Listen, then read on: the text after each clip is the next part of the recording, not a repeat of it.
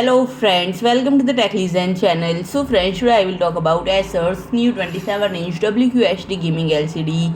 So friend, Acer unveiled the XV271UM3bmiiprx, a 27-inch gaming liquid digital display that supports WQHD resolution, priced at estimated $289. And friend, it boasts an improved refresh rate of 180Hz, allowing for smoother gameplay. It features a non-glossy IPS panel with the white color gamut of DCI P390%, offering a display color of approximately 16.7 million colors, and brightness is rated at 250 cadmium per meter square with a contrast ratio of 1000 gem1 and horizontal or vertical viewing angle of 178 degree.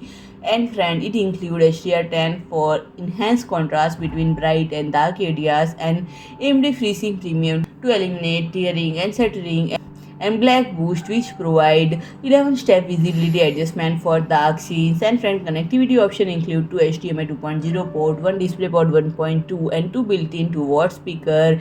And the stand allow for tilt adjustment of -5 to 25 degrees, swivel rotation of 360 degree, pivot rotation of -90 to 90 degree, and a height adjustment of 120 mm.